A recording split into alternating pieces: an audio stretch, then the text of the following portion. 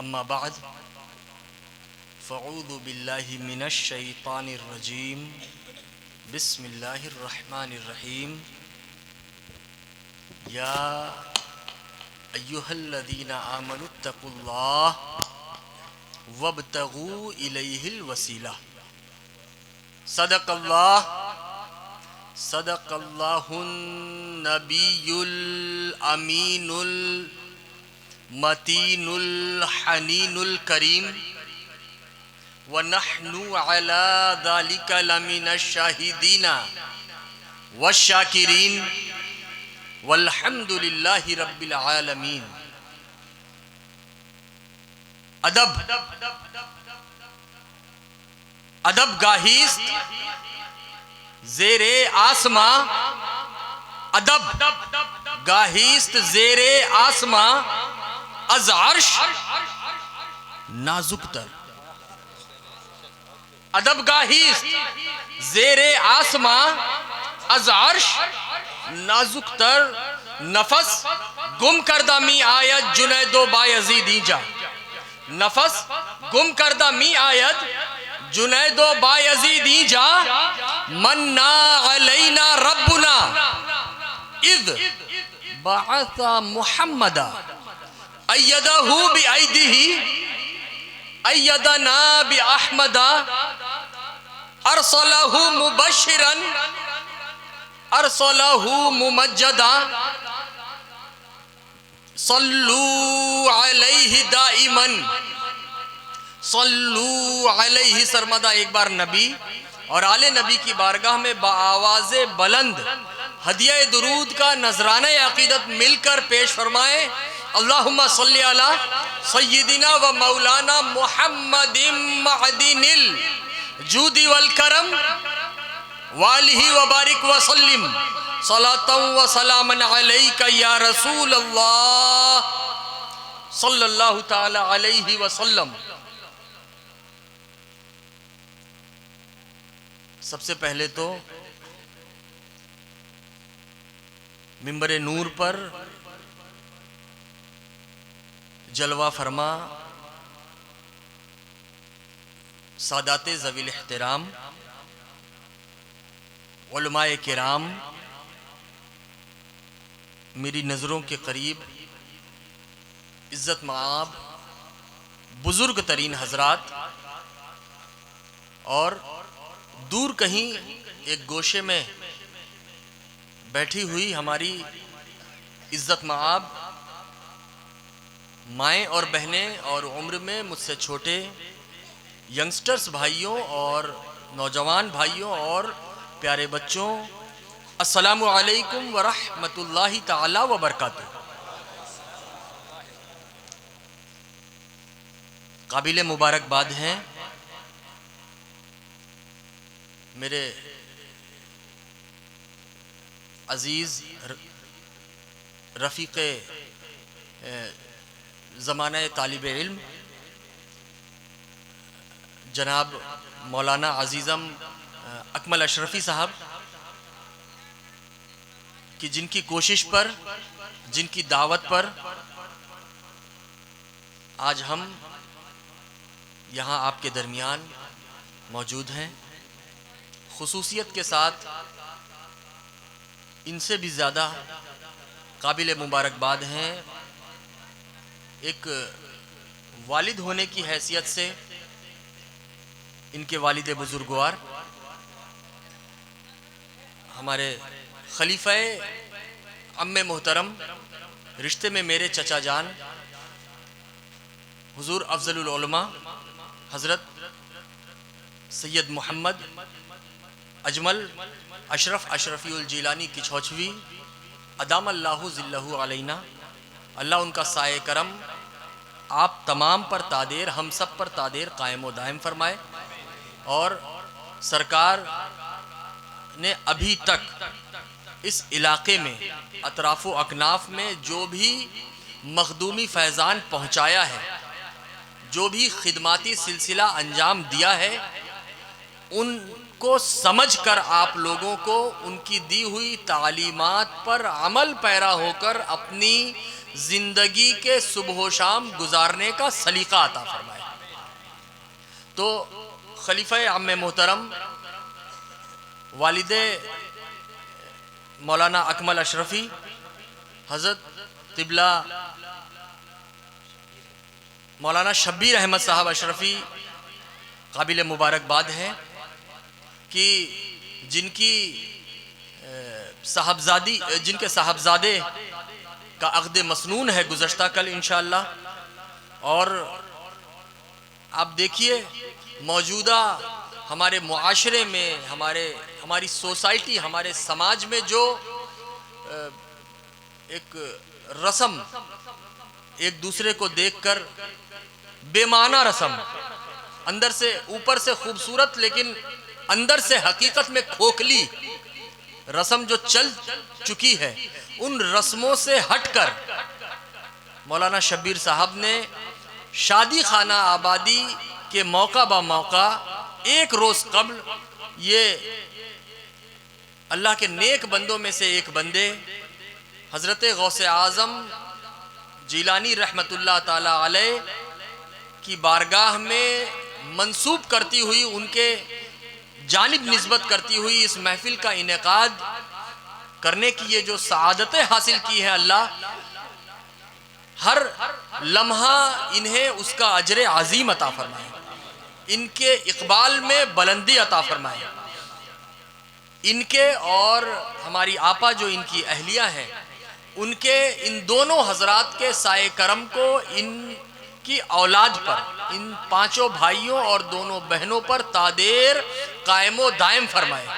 और इनकी एक पेरेंट होने की हैसियत से, एक वालिदैन होने की हैसियत से अपनी औलाद से जो भी नेक जायज़ तमन्नाएं, ख्वाहिशात, आरजुएं वाबस्ता हैं, अल्लाह इनकी औलाद को अपने वालिदैन की ख्वाहिशात को हर कदम पर समझकर पूरा करने की तौफीक बख्शे और इन्हें भी अपने बच्चों को अच्छी से अच्छी तालीम व तरबियत देकर मुआशरे में, समाज में, सोसाइटी में फैली हुई गलत रस्म व रिवाज से दूर हटाने की और अच्छी इस्लामी तालीम व तरबियत देते रहने की तौफीक बख्शे।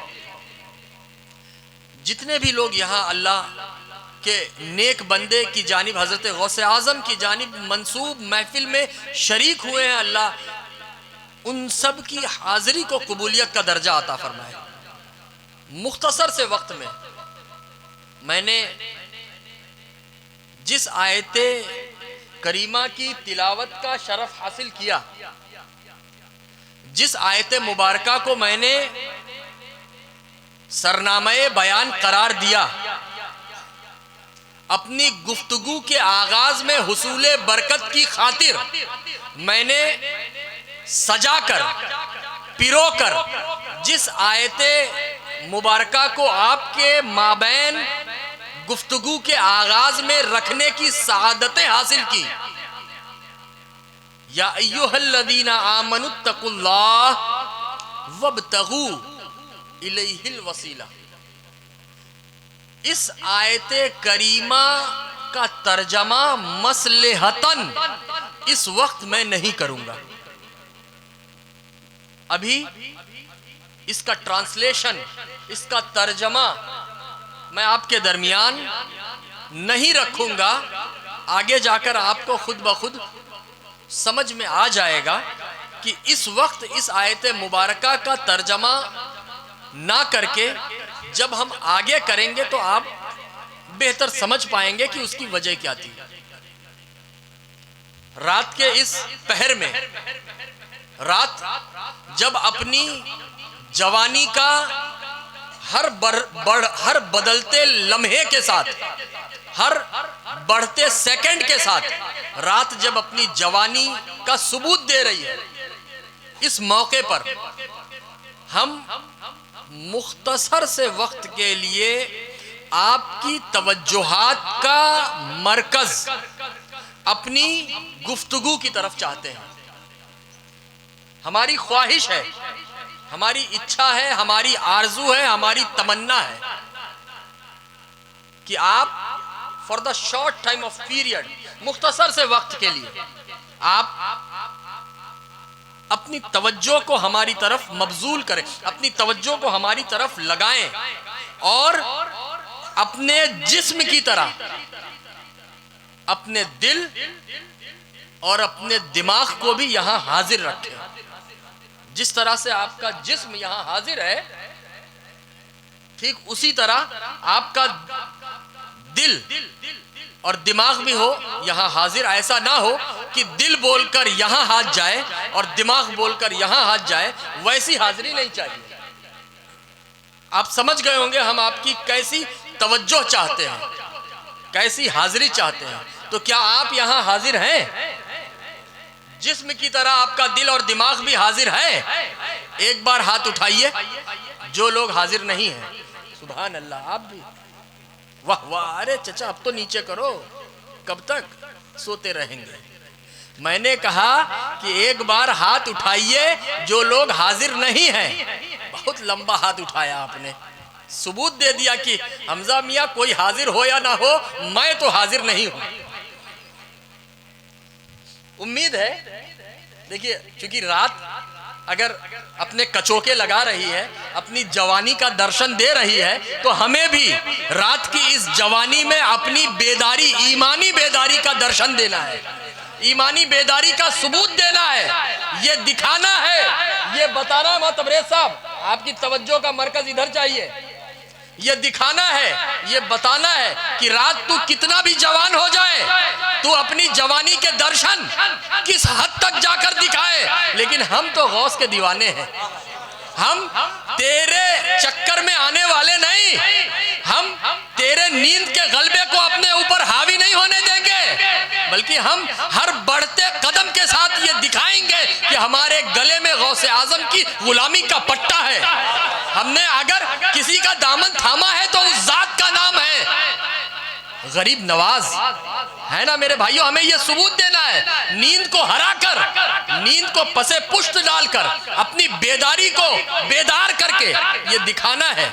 और मुख्तसर से वक्त में इस गुनहगार की खताकार जबान से आपके माबैन जो कुछ भी पेश किया जाएगा, उसको आपको और हमें समझना है, और समझना ही नहीं है बल्कि उस पर अमल करना है। क्यों? क्योंकि आज मैं आपके दरमियान एक निहायत ही मजबूत पैगाम रखने जा रहा हूं, निहायत मजबूत पैगाम।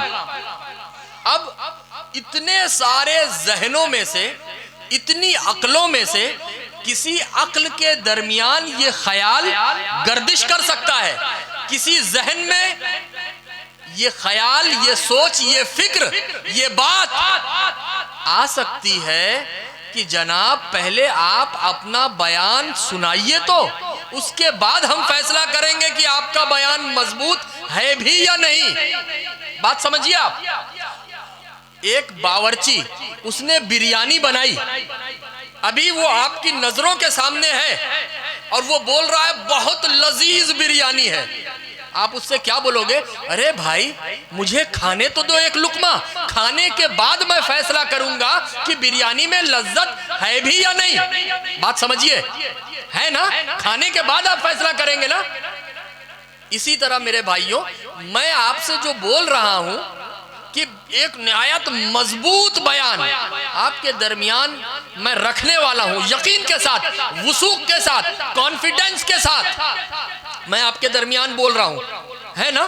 तो आप में किसी के जहन में ये सवाल दस्तक दे सकता है, ये बात अंगड़ाई ले सकती है, ये फिक्र उठ सकती है कि जनाब पहले आप अपना बयान तो सुनाइए, बयान सुनने के बाद हमारी अक्ल फैसला करेगी कि आपका बयान में आया दम है या नहीं। बात समझ में आ रही है ना? तो मेरे भाइयों, मैं फिर बड़े ही वसूक के साथ, जिम्मेदारी के साथ अपने नाना के मिंबर से आपको ये पैगाम पहुंचाना चाहूंगा कि मैं एक निहायत ही दमदार और अहम पैगाम आप तक रखना चाहता हूं। क्यों? क्योंकि पैगाम जब हम इंसानों का हो तो उसमें कमजोरी आ सकती है, लेकिन पैगाम जब इस्लाम का हो तो वो किसी हद से, किसी जाविये से, किसी एंगल से, किसी पहलू से वो कमजोर नहीं हो सकता, है ना मेरे भाइयों। इंसान का पैगाम तो कमजोर हो सकता है, लेकिन क्या इस्लाम का कोई पैगाम कमजोर हो सकता है? इसीलिए मैं अपनी गुफ्तगू के आगाज में इतना मुतमईन हूं, इतना कॉन्फिडेंस में हूं कि मैं आपके दरमियान एक मजबूत इस्लामी पैगाम है, वो कमजोर होना ही नहीं है। वो बिरयानी के लिए आपको चखने के बाद फैसला करना होगा, लेकिन ये आप यकीन मानकर बैठिए कि आपको वो ये जो पैगाम मिलने वाला है वो मजबूत ही है इंशाअल्लाह। तो मुख्तसर से वक्त में आप अपनी तवज्जो का मरकज हमारी गुफ्तगू के जानिब रखिए। मुख्तसर सा हम आपका वक्त लेकर अपनी फिक्र आपके दरमियान रखेंगे। ये बात मैंने अभी आयत का तर्जमा नहीं किया है और आपसे ये अर्ज भी किया है कि मसलहतन इस वक्त अपनी गुफ्तगू के आगाज में, शुरुआत में मैं इस आयत मुबारका का तर्जमा नहीं कर रहा हूं, लिहाजा अब मैं तमहीदन अपनी गुफ्तगू का आगाज कुछ यूं करना चाहूंगा कि ये उस वक्त की बात है जब टेक्नोलॉजी नहीं थी, जब साइंस नहीं था। एक जगह से दूसरी जगह जाने के लिए लोगों के पास ये अपनी मोटरसाइकिलें या एरोप्लेन या ट्रेन या बस या अपनी जाती गाड़ियां नहीं हुआ करती थी। अगर किसी को एक जगह से दूसरी जगह पहुंचना होता था तो वो सवारियों की शक्ल में जानवरों का इस्तेमाल करते थे। बात सही है ना? अगर कुछ भी ऐसा लगे तो आप हमारी इस्लाह कर सकते हैं। क्यों? क्योंकि आप हमारे मुअज़्ज़ज़ हैं, आप हमारे बड़े हैं, आप हमारी इस्लाह करिए। लेकिन कब? जब हमारी गुफ्तगू में कमी हो तब, फ्री में नहीं। ये दिवाली का कोई फ्री का पैकेज नहीं है ना? जब गुफ्तगू में कमी हो तब। तो और जिनके पास जानवर नहीं हुआ करते थे वो पैदल आते जाते थे। बात सही है। ये उस वक्त की बात है कि जब इस तरह के पक्के और आसमान की बुलंदियों से गुफ्तगू करती हुई इमारतें नहीं हुआ करती थी। तब तो मिट्टी के घर होते थे। आज हमारे शहरों में 50 मंजिला, 100 मंजिला, 80 मंजिला, 40 मंजिला इमारतें, बिल्डिंग होती है ना। लेकिन उस वक्त ज्यादा से ज्यादा 1 मंजिल या 2 मंजिल बस। ये उस वक्त की बात है। अब आप समझ गए मैं किस दौर में आपको तसव्वुरात के जरिए ले जाना चाहता हूं। आपको आपके तखय्युलात को मैं किस जमाने में सफर कराना चाह रहा हूं, समझ रहे होंगे आप। हाथ उठवाने की जरूरत तो नहीं। दोबारा जिस्म की तरह दिल और दिमाग हाजिर है। हाथ तो नहीं उठाएंगे? सुभान अल्लाह। तो उस वक्त की बात है कि एक इंसान था, एक जवान था। वो अपने घर में, वो 2 दोस्त थे, लेकिन मौके पर वो अपने घर में अकेला बैठा और बहुत बेचैन हो रहा था, बहुत परेशान हो रहा था। उसको कुछ समझ में नहीं आ रहा था कि करूं तो क्या करूं। अचानक उसका दोस्त आया। दोस्त जब आया उसने देखा कि मेरा दोस्त बेचैन है, परेशानी ने मेरे इस दोस्त को घेर रखा है, दुश्वारियां इसका साथ छोड़ने को इस वक्त तैयार नहीं है। उसने महसूस कर लिया। उसने बहुत उसकी परेशानी दूर करने की कोशिश की, लेकिन बात बन ना सकी। थक हार के आखिरकार वो जो दोस्त आया था उसने अपने इस दोस्त से कहा चलो बाहर चलते हैं टहलने के लिए। मुख्तसर से, बहुत गौर से आपको सुनना है। उसकी वजह यह है कि अगर आप गौर से नहीं सुनेंगे तो हमारी गुफ्तगू कड़ी से कड़ी जुड़ी हुई है।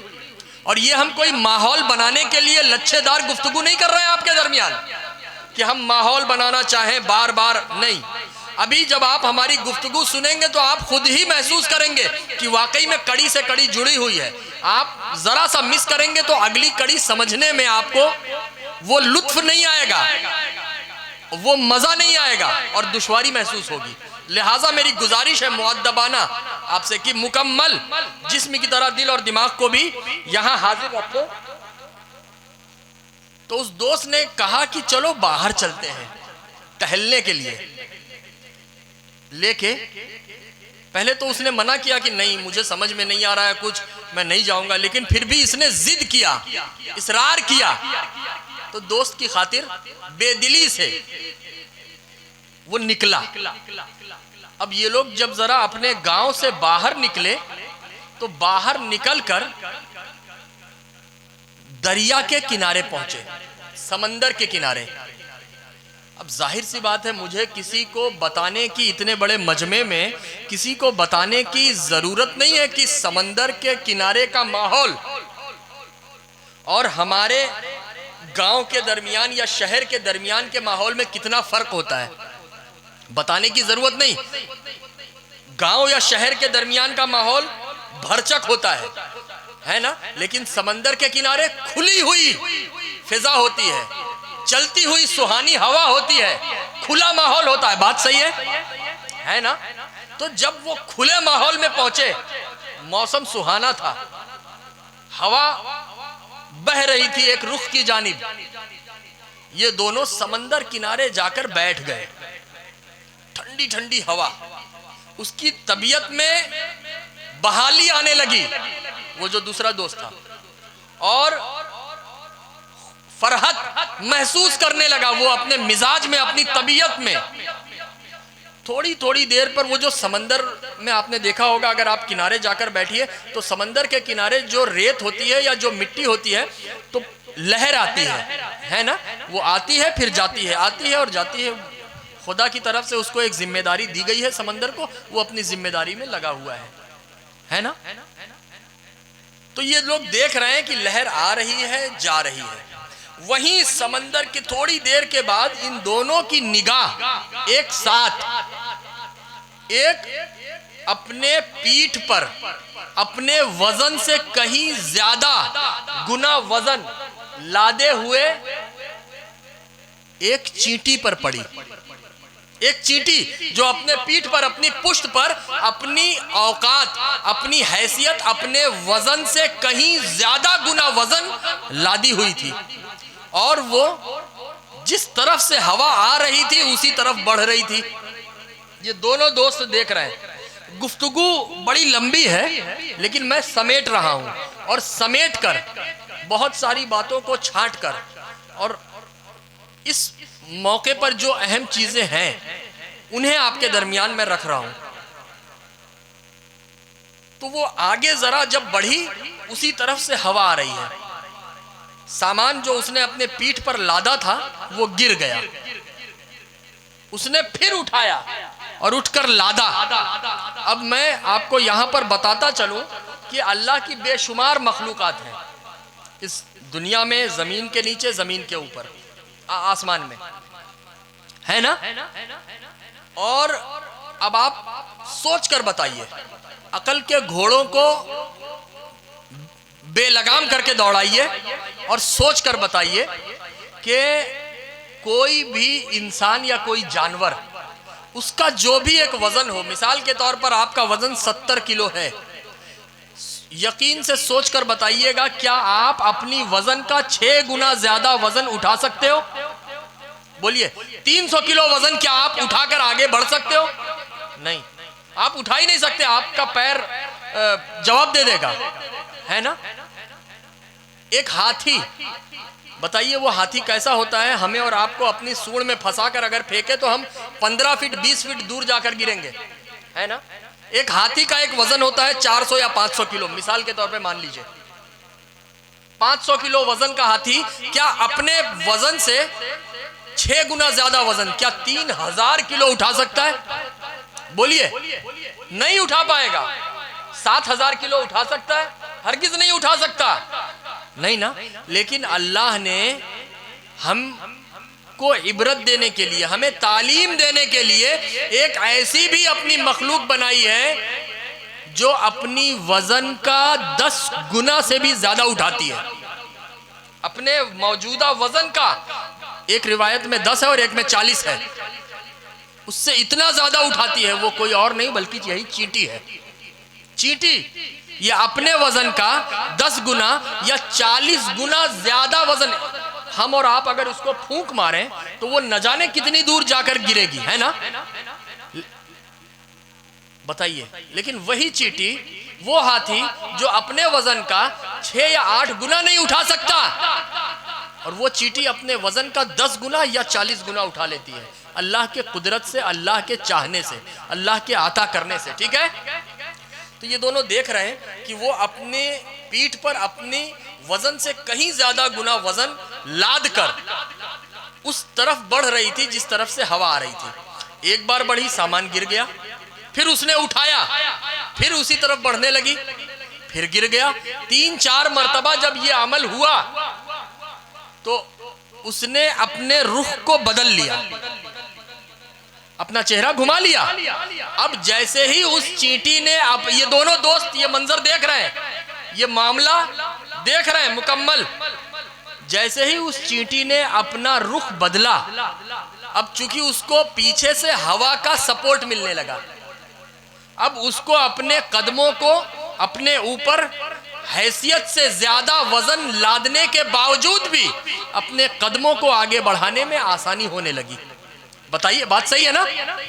जैसे ही इस मंजर को इन दोनों दोस्तों ने देखा, इनमें से एक दोस्त बोला, वाह मेरे मौला, इस चींटी ने भी हवा को वसीला बना लिया। चींटी, वो एक दोस्त क्या बोला कि मौला, इस चींटी ने हवा को आगे बढ़ने के लिए वसीला और जरिया बना लिया। यकीन जानिए, इतना सुनना था कि वो जो दूसरा दोस्त था तुरंत वो इतराज कर बैठा, सवाल पूछ बैठा। उसने सवाल किया कि भाई ये वसीला क्या है,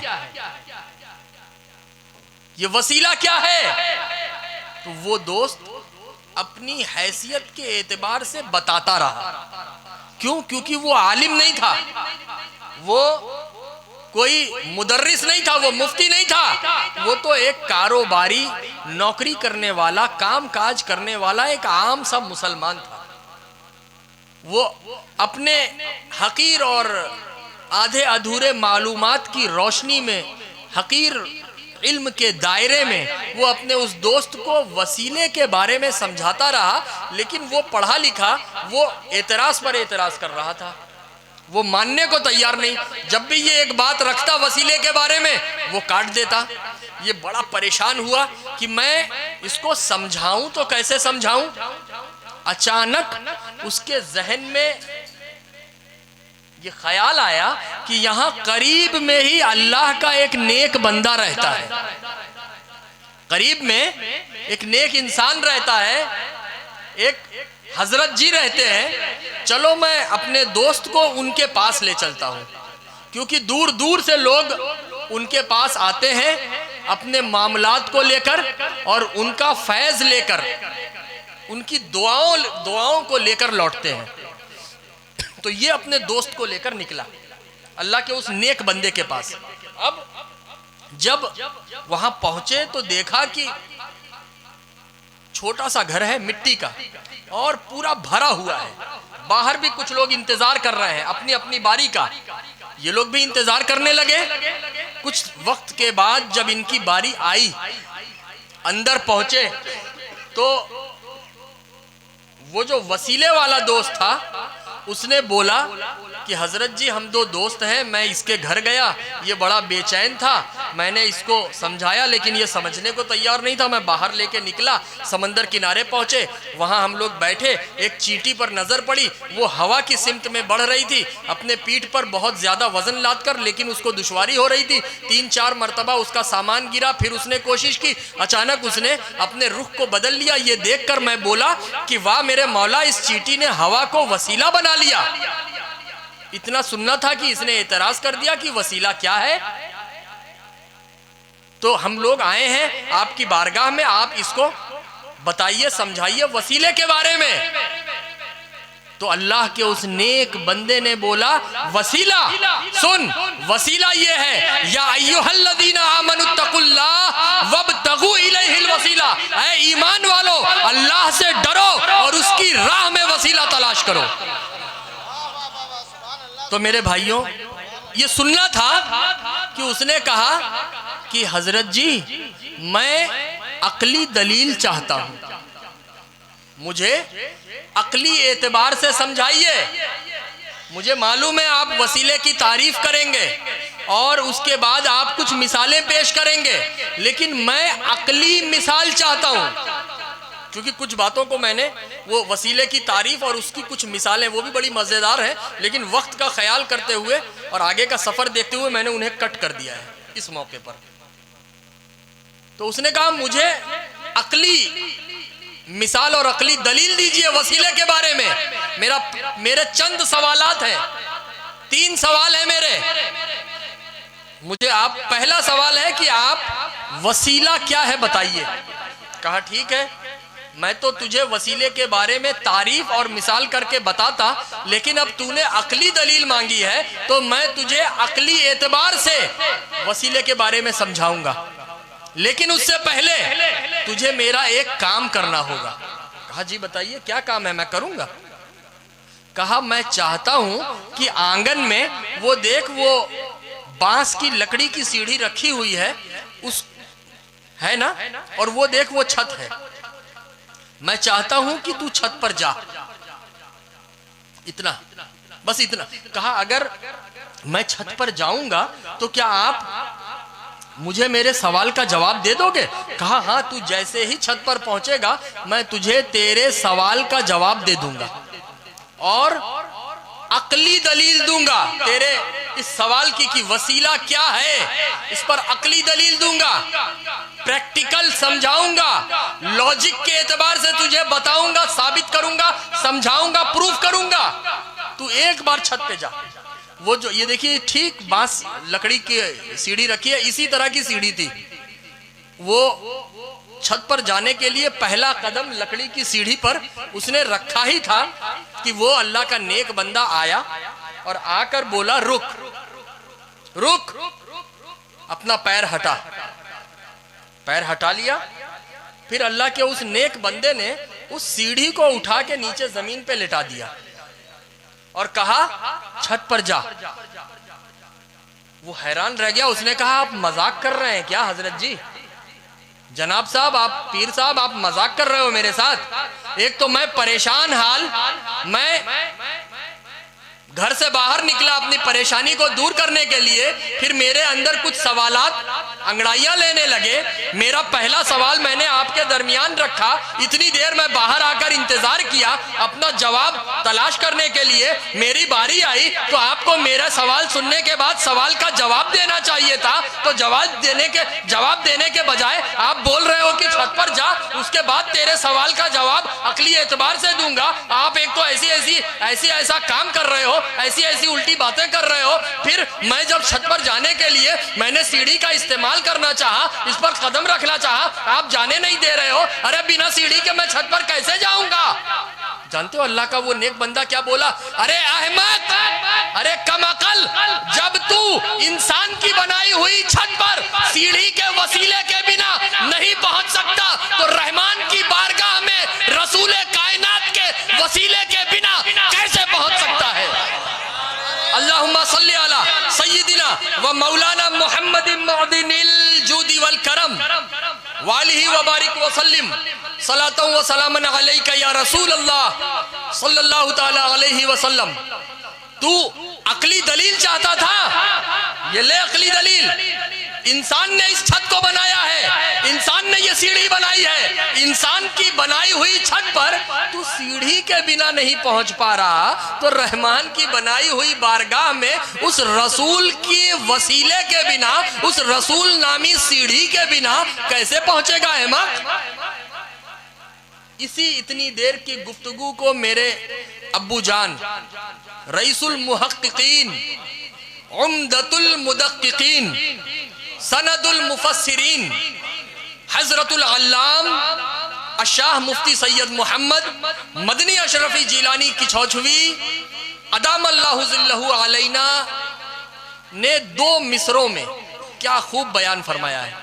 सरकार शेखुल इस्लाम फरमाते हैं कि मिल नहीं सकता खुदा, मिल नहीं सकता खुदा उनका वसीला छोड़कर, मिल नहीं सकता खुदा उनका वसीला छोड़कर, गैर मुमकिन है कि चढ़िए छत पे जीना छोड़कर, गैर मुमकिन है कि चढ़िए छत पे जीना छोड़कर, मिल नहीं सकता खुदा उनका वसीला छोड़कर, गैर मुमकिन है कि चढ़िए छत पे जीना छोड़कर। आगे सरकार शेखुल इस्लाम फरमाते हैं, नबी से हटकर तुम नबी के बिना आगे बढ़ने की बात करते हो, तुम बिना वसीले के, बिना वसीले रसूल के अपनी जिंदगी गुजारने की बात करते हो, नबी के सहारे के बिना अपने इन कदमों को मेरी राह में आगे लाने की कोशिश करते हो। सुनो, नबी से हटकर कभी किसी को खुदा मिला है न मिल सकेगा। सरकार शेखुल इस्लाम के बड़े खूबसूरत मिसरे हैं, नबी से हटकर कभी किसी को खुदा मिला है न मिल सकेगा, खुदा के बंदे नबी का होकर खुदा खुदा कर, खुदा खुदा कर। अरे खुदा के बंदे, अगर तुझे खुदा बोलता है, खुदा की रहमत हमें ये पैगाम दे रही है कि ऐ मेरे बंदे, अगर तुझे मेरा होना है तो मेरे नबी का वसीला लेकर मेरी बारगाह में आना होगा, मेरे नबी का बनेगा, मेरे नबी की दयार पर, मेरे नबी के चौखट पर अपने हाथों को उनका वसीला लेकर मेरी बारगाह में उठाएगा तो तू मुझ तक पहुंच सकता है, तब तू मेरा बंदा होने के लायक कहलाएगा, तब तू इंसान कहलाएगा, तब जाकर मेरी नजर में तू मुसलमान बल्कि मोमिने कामिल बनेगा। है ना मेरे भाइयों? तो नबी से हटकर कभी किसी को खुदा मिला है न मिल सकेगा, खुदा के बंदे नबी का होकर खुदा खुदा कर, खुदा खुदा कर। और जो लोग नबी से हटकर जिंदगी गुजारने की कोशिश करते हैं, जो लोग माज़अल्लाह नबी को अपनी तरह बशर मानते हैं, जो लोग बोलते हैं कि वी डोंट नीड द वसीला, हमें वसीले की कोई जरूरत, कोई हाजत नहीं, कोई जरूरत नहीं वसीले की, नबी तो हमारी तरह थे, नबी तो माज़अल्लाह मरकर माज़अल्लाह मिट्टी में मिल गए, नबी को तो गैब का इल्म नहीं था, नबी के वसीले की जो लोग इस तरह की बातें करते हैं, याद रखो वो एक जिंदा तो है लेकिन एक तस्वीर की तरह है। एक तस्वीर, आप वो जो मदरसे में या स्कूल में जो ब्लैक बोर्ड होता है उसके ऊपर आप चाक से एक तस्वीर बनाइए, बड़ी खूबसूरत तस्वीर, उस तस्वीर को आप मिटा दीजिए, बताइए उसका कोई वजूद रहेगा? मिट गई है ना। अब देखिए इस तरह के लोग जो नबी को अपनी तरह मानते हैं, जो नबी का वसीला के मुनकिर हैं, जो नबी के माज़अल्लाह इल्मे गैब के मुनकिर हैं, इस तरह के लोगों के लिए सरकार शेखुल इस्लाम के दो मिसरे, सरकार शेखुल इस्लाम फरमाते हैं, क्या फरमाते हैं कि एक बार दुरूद पाक का नजराने अकीदत बावाज़े बुलंद पेश फरमाए। अल्लाहुम्मा सल्ली अला सय्यिदिना व मौलाना मुहम्मदिन मअदिनिल जूदी वल करम वालिही व बारिक वसल्लिम सलातन व सलामन अलैका या रसूल अल्लाह सल्लल्लाहु ताला अलैहि वसल्लम। पहले मैं एक दूसरा मिसरा पढ़ रहा हूं कि मोहम्मद से वफा तूने तो हम तेरे हैं, ये जहां चीज है क्या, ये जहां चीज है क्या, लौह कलम तेरे हैं। सरकार शेखुल इस्लाम फरमाते हैं, जिसमें पासे शरीयत न खौफे खुदा, जिसमें पासे शरीयत न खौफे खुदा, वो रहा क्या रहा, वो गया क्या गया। जिसमें पासे शरीयत न खौफे खुदा, वो रहा क्या रहा, वो गया क्या गया। एक तस्वीर थी जो मिटा दी गई, ये गलत है, मुसलमान मारा गया।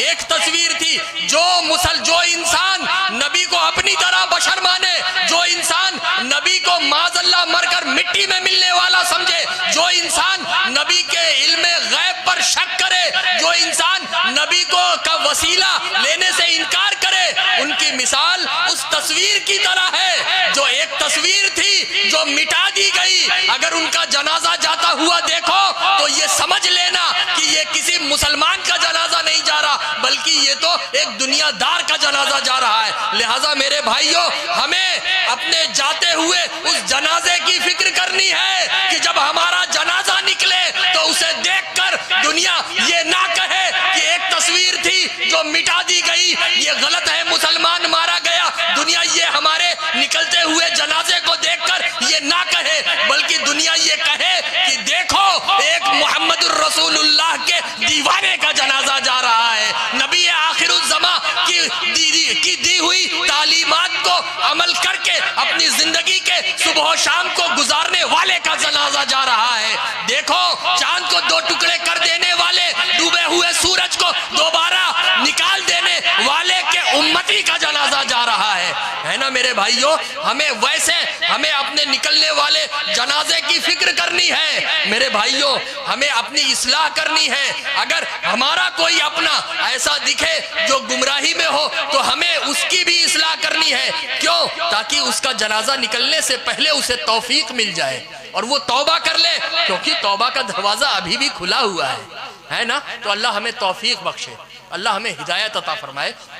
ये था पहला सवाल उस बेवसीला का। 3 सवालात थे ना।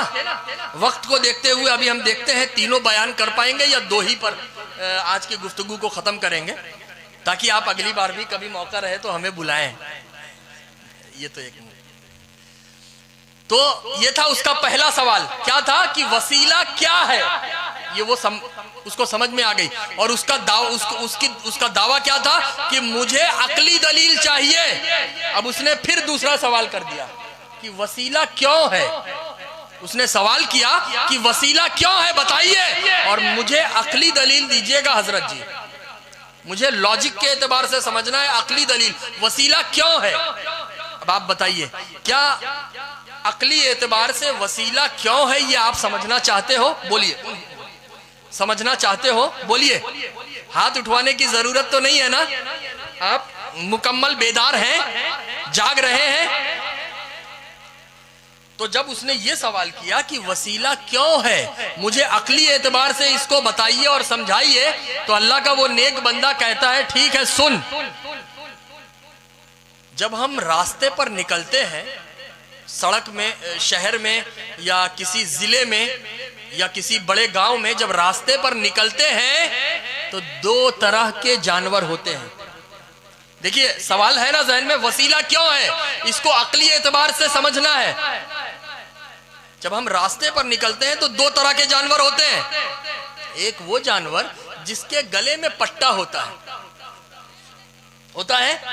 जब भी, ईमानदारी से बताइएगा, आप अगर रास्ते पर निकले हो बस्ती में और कोई गले में पट्टे वाला जानवर आपको दिख गया तो तुरंत हम उसको देखकर समझ जाते हैं कि ये किसी का पालतू जानवर है, ये किसी का परवरदा है, किसी की परवरिश में रहने वाला है, किसी का तरबियत याफ्ता जानवर है, ये ट्रेंड किया हुआ है, सिखाया हुआ है।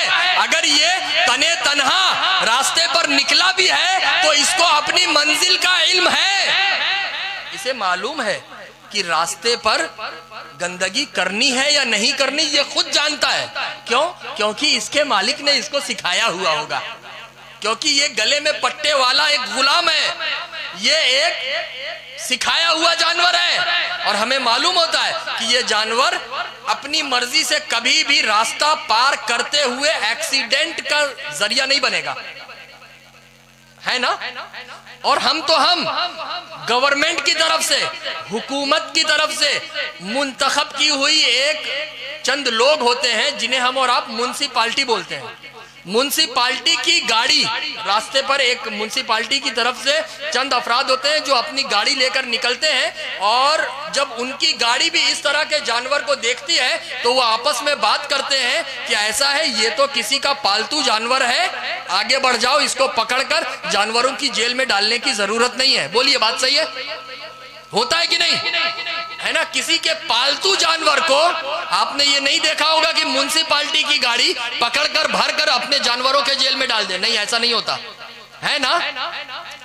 वहीं दूसरी तरफ एक वो जानवर जिसके गले में पट्टा नहीं होता, जिसके गले में पट्टा नहीं, अगर वैसा जानवर रास्ते पर दिखा, हम गुजर रहे हैं और हमें दिख गया, तुरंत हमारे दिमाग में सवाल गर्दिश करने लगता है, बातें घूमने लगती हैं हमारे दिमाग में कि जनाब ये वो जानवर है जो किसी की परवरिश में, किसी के निगरानी में नहीं रहा है, इसको अपनी मंजिल का इल्म नहीं है, इसे ये खबर नहीं है कि अगला कदम इसका किस तरफ बढ़ने वाला है, इसे खुद नहीं पता।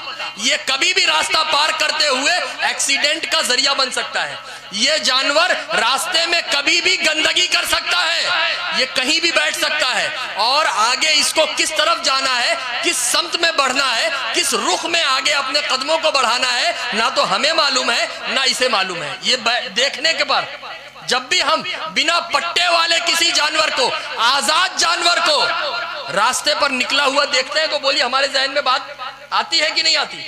और हम म्युनिसिपालिटी की हुकूमत की तरफ से जो नुमाइंदगी करती हुई गाड़ी जब रास्ते पर घूमती है, वो लोग अगर इस तरह के जानवर को देखते हैं तो तुरंत पकड़कर अपने अंदर भर लेते हैं। बोलिए अगर हम गलत बोले तो हमारी इस्लाह करिए, होता है कि नहीं होता?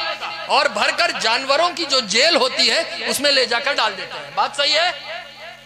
सवाल क्या था कि वसीला क्यों, इसको अक्ली एतबार से समझाइए। तो पता क्या चला कि दो तरह के जानवर होते हैं, एक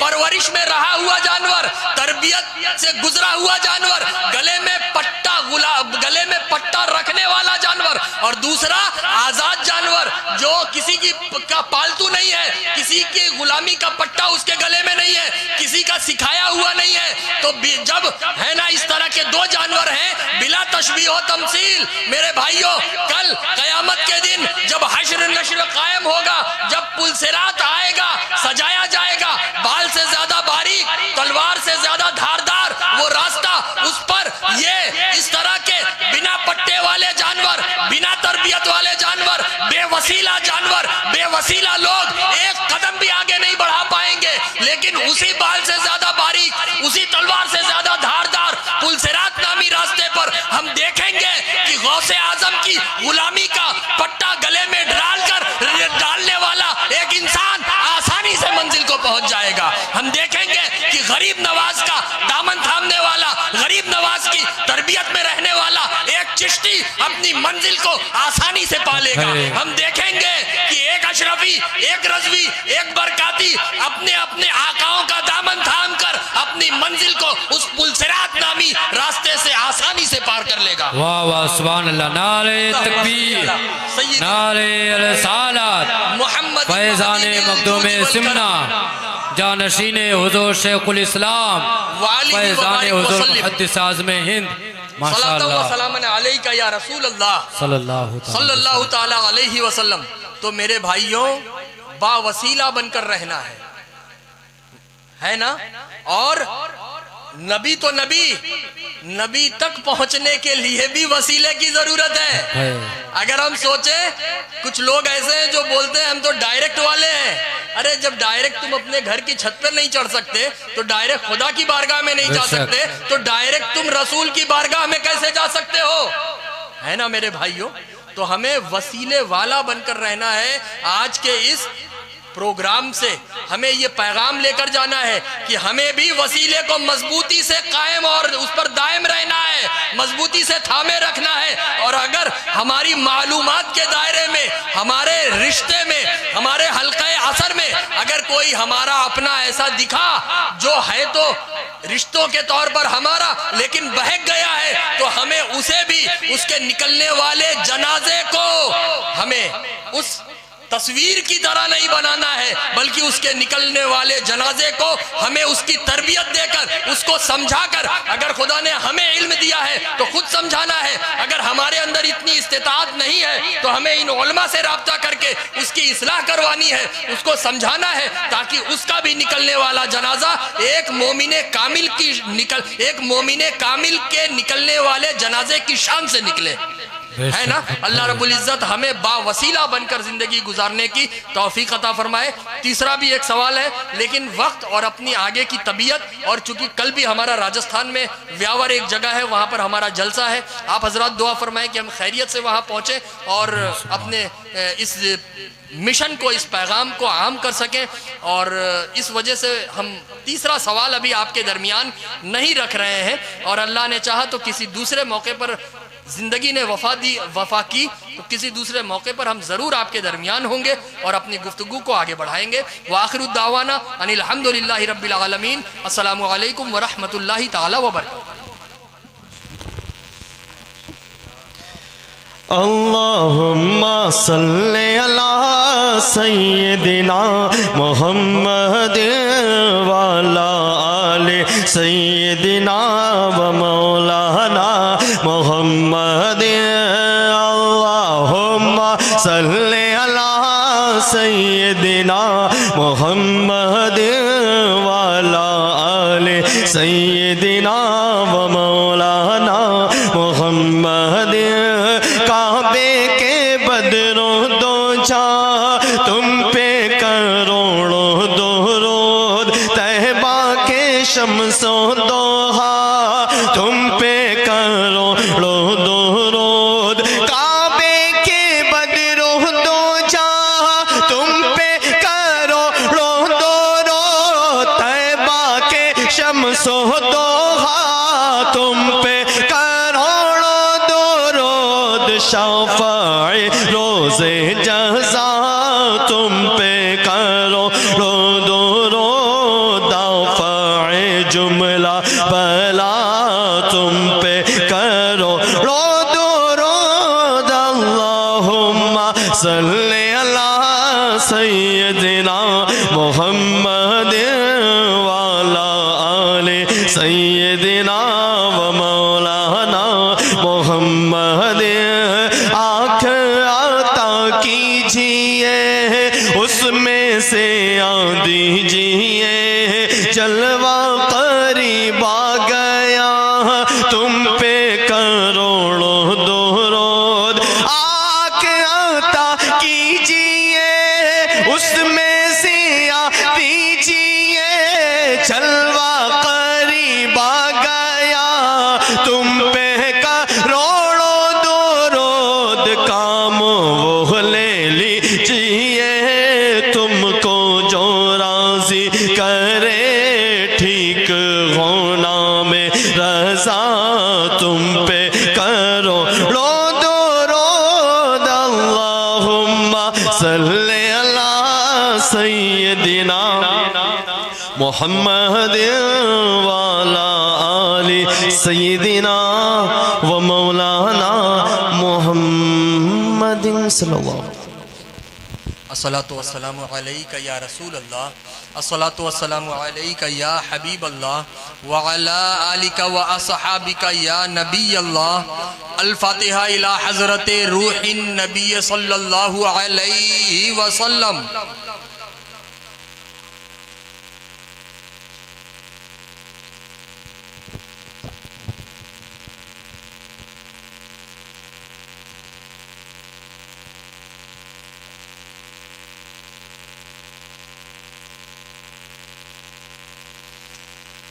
इन्नल्लाह व मलाइकतहू युसल्लूना अलन नबी या अय्युहल्लज़ीना आमनू सल्लु अलैहि व सल्लिमू तस्लीमा।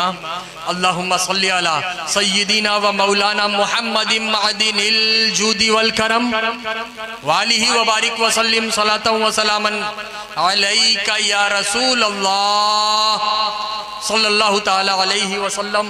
हस्बुनल्लाह हस्बुनल्लाह हस्बुनल्लाहु व निअमल वकील व निअमल मौला व निअमन नसीर। सुब्हान रब्बिका रब्बिल इज्जति अम्मा यसिफून व सलामुन अलल मुरसलीन वल्हम्दुलिल्लाहि रब्बिल